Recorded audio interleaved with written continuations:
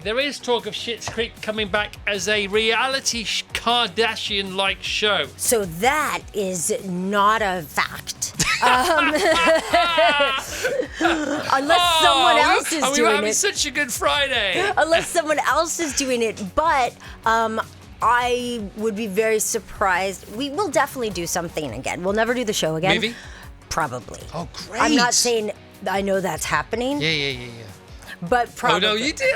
Thank you for that look. No, what are you talking It's about? happening. No. There's going to be a Schitt's Creek movie. She just gave me the look. Yeah, That's the opposite here. of my wife's death stare. No, this is radio. I didn't think there was an opposite of my wife's death stare, but that was it. No, I was here. That was definitely the look. Yeah, it's happening. Yeah, there's a 3-movie deal. They're all signed up for it. It's a big, big deal. Radio. Oh, that's such a lovely thing to say. Our next guest, who's a superstar, says, I already want to work here. We'd just like to carry on working here, wouldn't we? Please. Yes, please. Yes, please. We'll pay you. Yeah. Management, we'll pay you. Don't tell them, but we would. All right, Vassos, big intro time, please. Our next guest is a multi-award-winning actor who lights up all the screens from your local cinema to your local living room. Her latest gig is The Rig, with Series 2 launching on Prime Video in the new year. So please welcome someone very much on a hits streak. It's the awesome Emily Hampshire. All right, Emily, let's hear it for Emily Hampshire. Oh my God, this is the greatest thing ever. Also, the way you did that was so like old-timey radio. Thank you. I used to, when I was a kid, we have the CBC, you guys have the BBC. My first job was doing radio dramas where like someone does your footsteps behind you and you do that. Like you looked like that. Good. Yeah. The guy that does the footsteps. Yeah. I was going to start by saying welcome back to radio. Oh, thank you. Because you have that history, don't you? Yeah. A Foley artist, I believe, is what. Yeah. That's what it's called. To. A Foley artist. You have Foley artists in films, of course, as well. Yeah, but they're not like right behind you. I've never experienced that. I mean, I've heard about it. I've been to university where they have a Foley artist bit of the tour. I've never gotten that tour. You've actually done the thing in radio. Yeah. Well, I didn't do the Foley. No, but you were there when I was there when they did it, and they have like a door. They close it behind you when you and they have go, rain and all this kind of all stuff, that stuff. And murder. Yeah. Did anybody murder any? Yeah. Did that go on? I mean, I'm sure because it's drama, radio drama. How come you got those jobs? Because I was an actor in Canada, and that's kind of you do that, and you do this show called Are You Afraid of the Dark, which was a kids show. Oh yes, that's right, didn't you? Yeah, of course you did. Wow, good for you. What a story! What a star! You're our family's favourite all-round actress. No. Yeah, we took a vote yesterday over tea. We took a vote. Really? Yeah, I'm not joking. I can get my wife on the phone now. I mean, she I might tell you fibs to get you to like me, but she wouldn't. Oh my God, I love this. Well, already I feel like these are my people. Yeah, this is good. We are your people. Right, you're here to talk about The Rig. We'll talk about loads of stuff. What you want to talk about, what you don't want to talk about, it's up to you. The Rig Series 2 launches Thursday, 2nd of Jan, so we are way ahead of time here, which means people can catch up with Season 1, which is very important. Can you give us the headlines from Season 1, and then we'll get on to Season 2, please? Okay, so it's a supernatural thriller set on a rig, which I believe is the first show that's ever been set on a rig. Mm-hmm. I actually, when I signed on to it, didn't know what a rig was. I kept calling it a ship. But it's, a big industry here. And now I know everything about rigs. But it's basically about... There's a kind of through line of climate change in it, but not preachy in any way. It's just, if you keep punching holes in the earth, it's going to punch back. One of the characters says that. Yeah. This is what's going to happen. Yeah. And so we end on quite a cliffhanger because we go in this helicopter and we don't know where we're going. No one knows where we're going. I mean, I thought I knew where we were going. I thought we were going to Hawaii because our wrap party was Hawaiian themed, so I'm like, oh, this is a hint. So we don't go to Hawaii. Oh, right. So in real life, you really thought you were going to Hawaii? I really thought that. Because the creator said, we're all like, where are we going? And all of the fans who watched the show are like, where does the helicopter go? And I kept thinking I'm keeping this big secret about Hawaii. But it was not Hawaii. It was the opposite of Hawaii, which is the Arctic. Yeah. And there's obviously Scotland's a big deal. Is it true that Because I put 2 and 2 together last night because I was watching some interviews with you. You're on some lovely shows, by the way. There's a guy who does a movie show. You're on with him. I can't remember. You're talking about The End of Sex with him. It was a great show. I don't know who that guy is, but you and he. I think he's Canadian as well. Oh yeah. I think I know you seem to go very well with him. And you were talking about the fact that the first time you were really recognised for Schitt's Creek fame was way after it was over. Oh, yeah. Because it was a COVID hit, wasn't it? Yeah. And it was in Scotland, and I thought, was that when you were filming season 1 of The Rig? Yes, it was. Oh my gosh. And it was so weird because not only had, we not seen people or been outside, it was the first time I had been outside in a while and seen people because we were just coming out of the first lockdown. And this group of girls went, and one girl was like, oh, Stevie! And I reacted to like I'd done something wrong. And then when she said Stevie, I got so excited. And I think she was like, whoa, you are nothing like Stevie. I get that reaction a lot because Stevie's really cool. And You're cooler than Stevie. Well, I'm not as chill as Stevie. You're as chill as the first episode of season 2 of The Rig. And it doesn't get any more chill. Chilly than that. It doesn't get any more chilly than that. By the way, you haven't seen my biscuits from the fridge, have you, here? No. No, I put some biscuits in the fridge yesterday. What kind of biscuits? We were sent lots of free biscuits. They were Christmas biscuits, and they've been stolen. And so I've said, if you want to keep anything chill or have it stolen, put it in the fridge here on the 17th floor. I thought you were offering me the biscuits. No, you can have a panettone or a panettone if you want. I'm not going to say no to that. All right, okay. Which would you like? You can't have both. Okay, wait, which one is the which? Panettone. Basically, these are the things that are hung up in Italian delis around Christmas time. Yes. And you buy one to make it look like you love Christmas, even if you don't. Yeah, no, I like those, but what's the difference in flavors? I don't know I the just difference. want that lemon have the bigger one. Thank you. Yeah, of course I want the bigger one. This is nice, isn't it? Because we can now straddle Schitt's Creek and The Rig because of this encounter that you had with this fan. So you're making season 1 of The Rig. You're now being recognised for Schitt's Creek. What was the time lag between the recognition experience and wrapping all 6 series of Schitt's Creek? Well, that is a good question. Thank you very much indeed. Because when Schitt's Creek became well known, we didn't have jobs. Like when we were doing the Emmys, me and Annie, who plays Alexis, when we'd ended, we were texting now the offers are going to start rolling in, right? On. Crickets, nothing. And then lockdown happened, and we'd been doing 7 years of this show that we liked, but nobody else was really that interested in. And then it kind of blew up, and all of a sudden, I remember we went to the SAG Awards, and Nicole Kidman came up to us and was like, do you mind if I take a picture with you? I was, of course, like, yes, I mind. And then Tom Hanks and Rita Wilson were like, this is the cool table, which was our table. So it really was out of kind of nowhere, especially because it was very Schitt's Creekian, actually, to be... Schitt's Creekian. One can be Schitt's Creekian. Things can be Schitt's Creekian. I think it was appropriate for that's how Schitt's Creek would become known. You have no job. So how long was it approximately? Oh, between that and that, sorry, I didn't even answer your question, did I? It was, so we ended in 2019, 2021. 2 years. 2 years.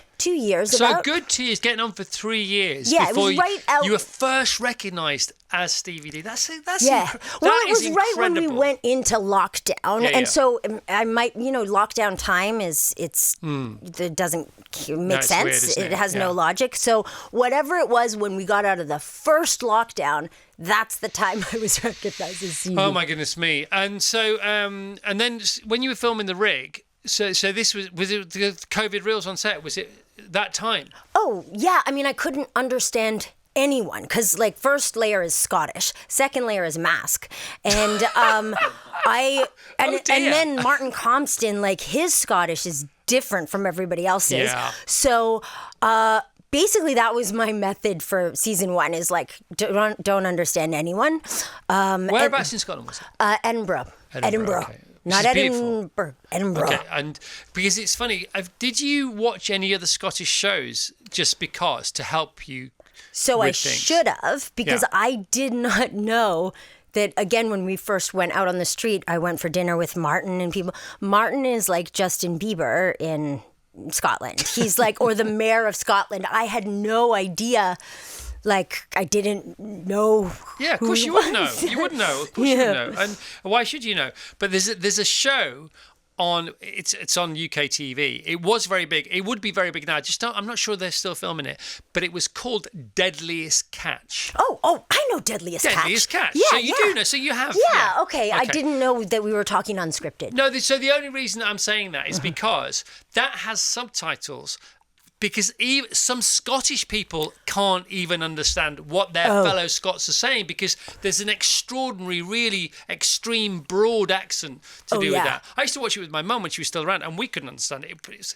I mean, isn't it fascinating that people speaking the same language can have such a dynamic dialect that even people, their sort of fellow brothers and sisters, can't understand a damn word what they're saying. No, that's why it kind of goes back to like early humans where you're just like sounds. You're trying to interpret sounds like whoa. Yeah. Do you know about the larynx?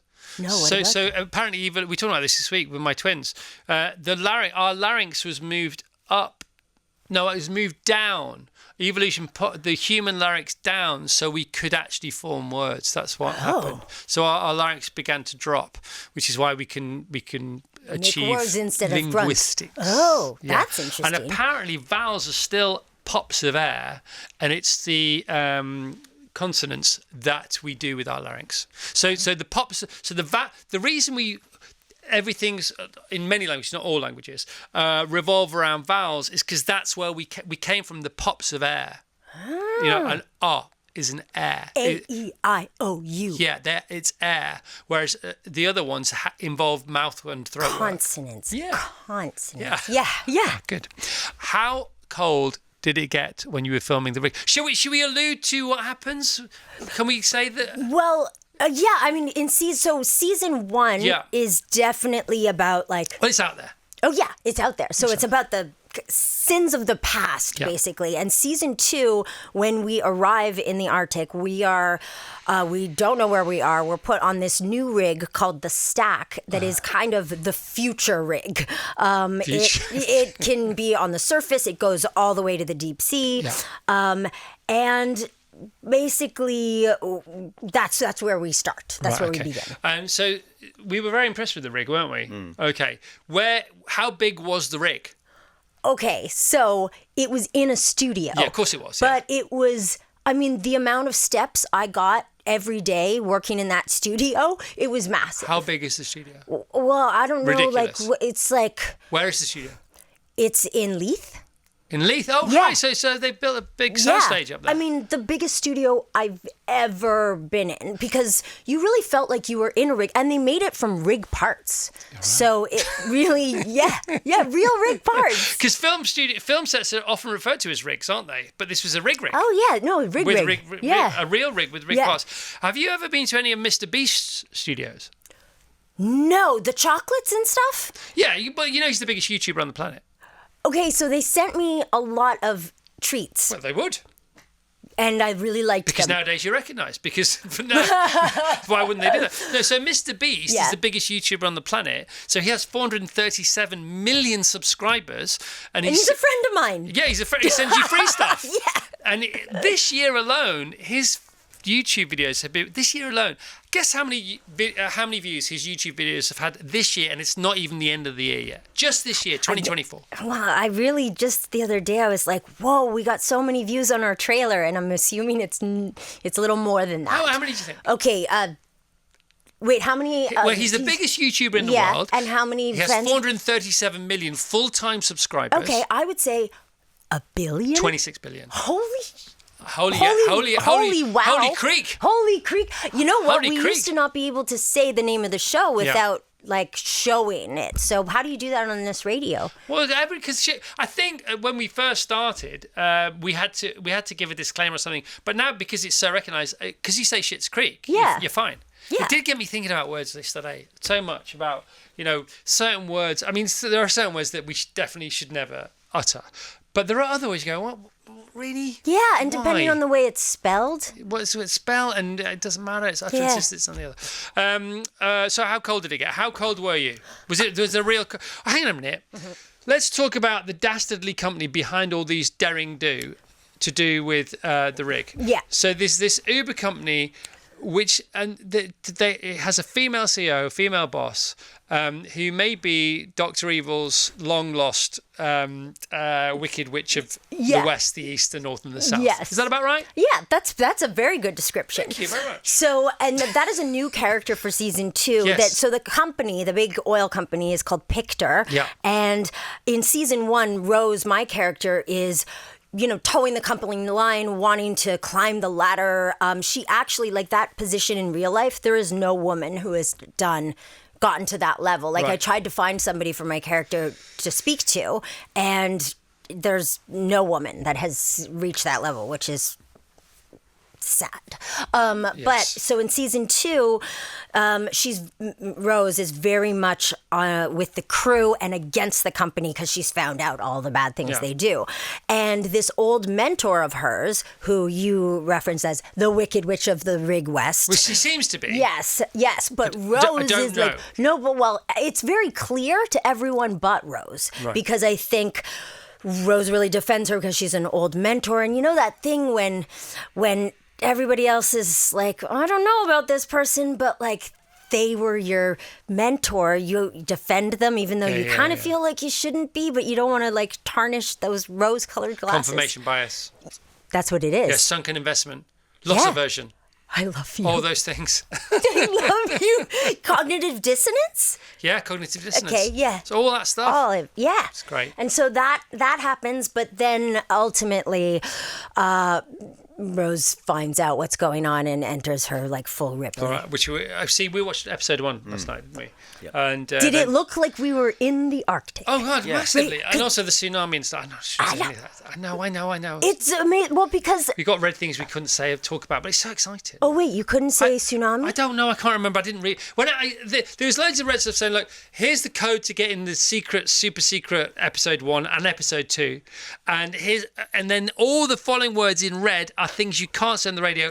And it just scared me so much they're in red I couldn't read them. Yeah, they do. Well, I can tell you something good about. I can silver lining a tsunami though. Okay, I'm going to get the email from your people. Oh, Go on, that's you carry funny. on. You carry no, on. No, I want to hear this email No, because I've please, probably been saying It'll take all me a the while wrong to words. find it. Go on. Okay, so the thing about the show is that the monster, so to speak, is this thing called the ancestor, which is from the earth, and a lot of times people are thinking it's the enemy because it's causing this tsunami and causing these things, but it's trying to warn us. It's saying like, stop or you're gonna like destroy the entire planet. Okay, read it. Well, I can't. Episode 1 spoilers do not reveal on the email from the lovely Tash, who sent me all the stuff I needed to watch the episode last night. We're okay. We've not mentioned any of those things. Can I see them? Yeah, sure. Completely by accident, but we have not mentioned them. So, yeah, We- we you rock. got the password. Woo! Yeah, go us. Yeah, come on now. Whoa. Yeah, Yeah. Happy? I mean, I'm happy with all I've of that. messed up all of those all week. Have you? Have you? Yeah, I didn't get that list. Oh, No one well, gave me that they need- list. Well, yeah, they should have sent it to you above everybody else. Wow. That's great. That's great. Did you steal any stuff from the set? Because I know you stole lots of stuff from Schitt's Creek, because I've seen you on various shows. When you're on Drew Barrymore's show, she stole stuff from your house that you stole from Schitt's Creek Hotel. Yeah, you really do your research. 'Cause I love I it. researched you too. You did watched, not? Yeah, I did. I watched you and Kate Winslet. I watched you and well, now I'm blanking on his name. Hugh Grant. Was it all okay? It was actually, I actually texted the PR guy and I'm like, I love this guy. How did I get on this show? This is so cool. Oh, what? This is, well, the feeling is more than mutual. That's good. So anyway, Drew Barrymore. Yeah, so I By the way, did. how cool is she? Oh, really cool. But I'm not going to make comparisons now, but I actually feel much more comfortable here, even though Drew Barrymore makes everybody feel very comfortable. Yeah. But like, Tell us about that. well, first of all, it was the first time I'd been on a live talk show where you come out of doors, like doors open and and there's music and everything, which is very weird. Yeah. But no, she really does make you feel like once you are sitting down, like you're just hanging out with her, which is nice. But I like a desk, a surface. But anyways, so in Schitt's Creek, we were all allowed at the end to take piece of our wardrobe. Were you really allowed? No, that was the thing. Sure? Well, no, but I didn't take a piece of my wardrobe because I was like, my jeans and Converse when everybody's getting like a Celine outfit and stuff because Stevie doesn't. Yeah. And so I instead took the giant deer painting behind the desk. Where is that now? It is in my cottage. Is it? Yeah. Your cottage? Yeah. You live in a cottage? Oh my God, that's so cool. I love the fact you live in a cottage. You're getting overexcited there. I did. I got way too No excited. problem. We can deal with spinaches here. Don't you worry about that. There you are. Thank you. Now, we mentioned Vancouver Island on the show earlier on today. I can't remember why. I feel like that doesn't count as Canada because the weather's too good. Right. Well, here we go. I've been to Canada a few times. I love Canada. But Vancouver Island is a new one on me. And I said to Vassos because he's very well travelled. Okay. He's a conquered Greek, but of course the Greeks remained the true conquerors. And also he's a crypto king as well. Oh. Crypto king. He's nailed crypto. Honestly, Anna, good or bad, Yeah. nailed it. He's playing with house money now and forever. Congratulations, my friend. And I asked him about Vancouver Island, and you said? It's the most extraordinary thing because you don't really know it's there if you're in London, say, and it's just off the coast of Vancouver, but it's the size of the UK and there's basically nobody there. I mean, if you like big scenery, just Vancouver Island. Does he speak the truth? Because the yeah, next that's thing why is Japan, basically, off the and you the huge people go in winter to watch storms rolling in from the Pacific. It's amazing. Yeah. Is all that true? Yes, it's gorgeous. But Vancouver, it's so close to LA and West Coast that it doesn't feel like, to me, I'm from Montreal, and that is, I snowshoed to school. Right. Like my eyeballs froze. You have to know there was an ice storm. You have to know that kind of torture to be Canadian. I once worked at the Montreal Comedy Festival. Oh, just for laughs. Yeah, just for laughs. And I didn't realise there's a sort of mirror city underground for when it gets so cold. Yeah. There's a heated shopping mall and all this kind of stuff. Yeah. And I mean, where else would be cold? Is Minnesota cold? Is that... Minnesota, I mean, no, I don't think anywhere is as cold. Calgary is very cold, which is in Canada, and they have an underground thing too. So coming here, you're okay with this because you're a Montreal girl. This is nothing except... This is nothing. Yeah. Aussie Jane's from Australia. She's like freezing cold in July here. Yeah, Jane, you want to go to Montreal, babe? Yeah, no. And also, though, when I was watching the rig on the big screen, it was the first time I was like, oh, that is good. It made me feel cold because it's like this vast ice scape. You might be out colding the motherland here. Yeah, out cold in the motherland. Yeah. Canadians generally. Yeah. You seem to get a very good rep around the world. We're very sorry. We're great. Always, it's like because Irish people seem to travel very well. Mm-hmm. Everybody welcomes Irish people. They have a way about them. They have a lovely lilt. They have a lovely rhythm to the way they speak. They very soft voice. They're very breathy with their voice. They sort of sing rather than speak. Mm-hmm. And Canadians seem to have the same kind of rep. I'm trying to think if you go east. To be honest, the Aussies are pretty welcomed in most places. How does it feel to be Canadian? What do you think you're transmitting? What do you think you're living, therefore, that you can then give? Because they say you can't truly give something unless you live the same thing. Oh, that's good. I am so proud to be Canadian. I really am. Well, especially now, I'm getting so many marriage proposals now after the election. Everybody's like wants to marry me and move to Canada. Right. So, and when I first moved to the States, there were things that were very weird to me, like people having guns. Like that is... In Canada, we do, I mean, it's changed a bit, but when I was growing up, like, you don't lock your doors, which is dumb. That's a dumb thing to do. And that is a fact, isn't it? When I grew up, you didn't. But now you do. But I do think there's something about being in terrible weather and stuff that I think makes people funnier because they're so miserable. That's so interesting. I think there's that. And then also, because we do have a lot of comedians coming out of Canada, and I think, to me, comedy is always like the cry of the powerless.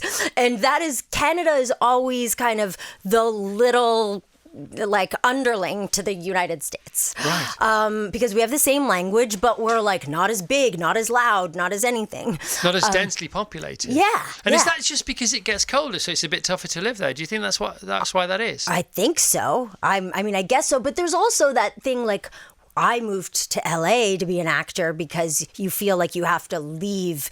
Now you don't, because now you can do everything virtually. No, I mean, we've had lots of stars on this show, you know, world famous stars on this show who've been shooting a lot of movies and super series in Canada. Oh, yeah.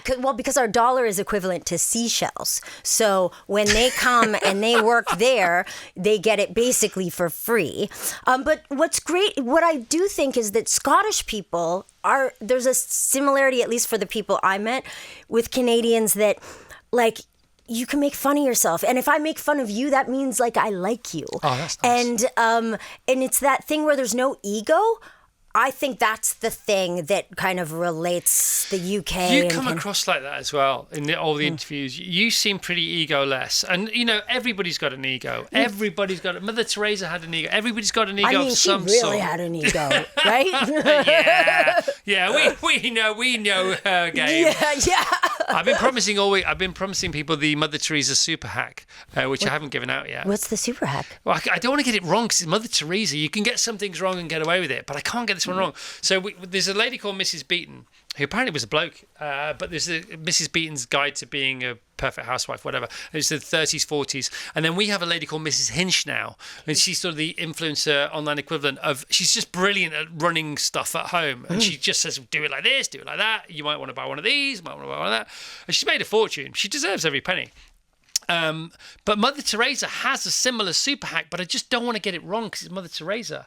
And it was told to me by my friend who is a vicar, and he's just been made a bishop. So I really, really don't want to get it wrong. Yeah. Well, I mean, how wrong can you go with it? Pretty wrong. Really wrong? Can I guess the hack? I mean... It's to do with praying. It's how to pray.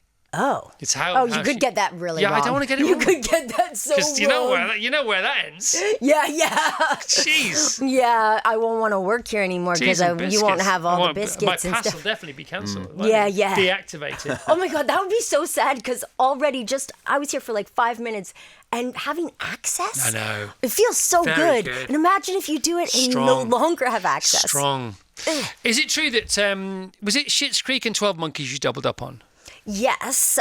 So I was shooting Schitt's Creek, and then because when we first did Schitt's Creek, it was only a Canadian show. There was no streaming, and it meant it would only live in Canada. My agent was like, if I got an American show and it didn't conflict, I could do it. And I got this show called 12 Monkeys, which, if you know the movie... Yeah, you played the Brad Pitt character. Yeah, I played the Brad Pitt part. And it didn't conflict at the time, so I did it. And then when we went for another season, it did. So I did Schitt's Creek during the day and 12 Monkeys at night. How was that? The greatest time of my life. Yeah. Everyone was so nice to me. Like I'd come to set and the ADs would be like, "Oh, you have like 10 minutes? Do you want a nap?" And they'd like tuck me in. And did you get used to super napping and disco napping? I can sleep anywhere but in a bed. Interesting. Yeah. I think that's a bit of me as well.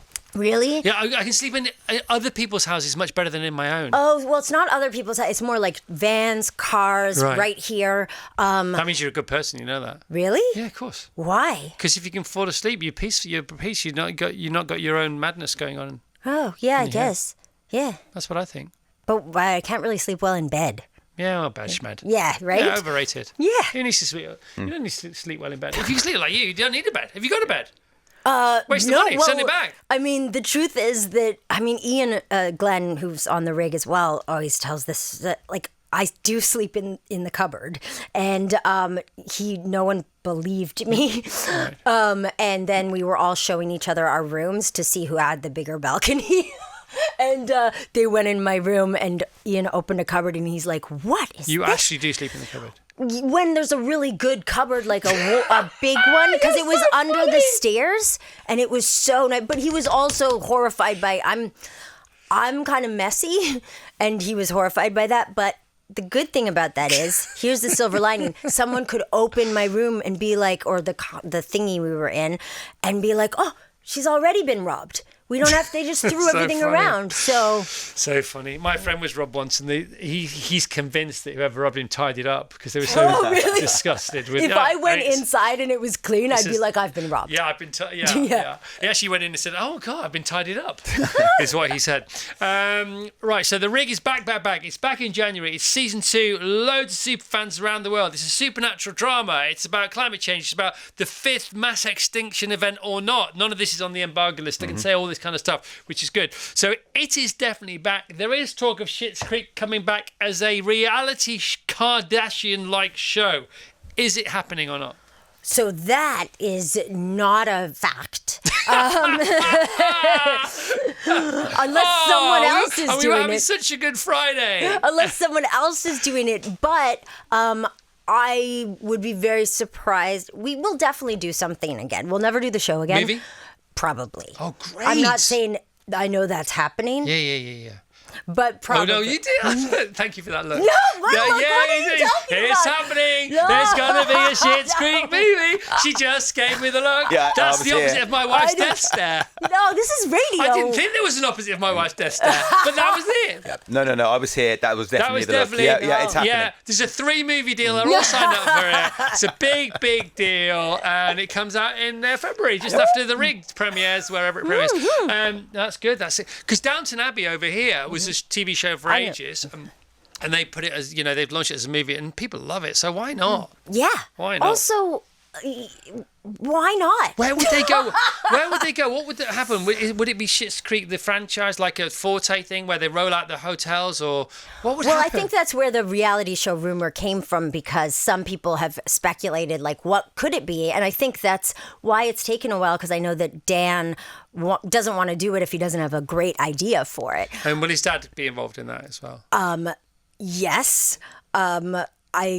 Not Well, saying that it's that was a act- present tense question, and you answered it as a... I just realized. So I watch a lot of... I changed the tense, and he fell into my present tense trap. Oh, and I felt it as it was happening, because I watch a lot of interrogation you videos. Gotta get and up early. yeah, to that was beat a the old trick breakfast thing show. that you just did. I didn't mean to do it. But yes, if there was Yep. a movie, of A course Eugene 3-movie would Schitt's be in Creek it. deal that's been Yeah. signed already. And so when you start shooting? I'm excited for you. I'm not saying this is happening. I'm saying I already would said be it. very surprised. This is if going to go so viral. Yeah, you always said I would be Owen, surprised. who you met from our socials, he's like, this is the biggest thing that's ever happened to me. This is Emily's just said on Chris's show that there's going to be a Schitt's Creek 3-movie deal. Could be 5. Could be right up there with Halloween 21 or whatever it is. It's great to see you. Yeah, oh, so I have to leave. You don't have now. to leave. You can hang on, but we're late for the news by Okay, 12 sorry. minutes. But matter, can I I don't care. keep that little membership card swiping thing? Or I have to You can leave the membership card. It won't work after you leave today, but you can pretend it does. Okay. You can be our friend forever. Yeah. You can have the cake. Okay. I got some free stuff that I was sent yesterday that I was going to take home, but you can have No, that I as like well. the friend forever.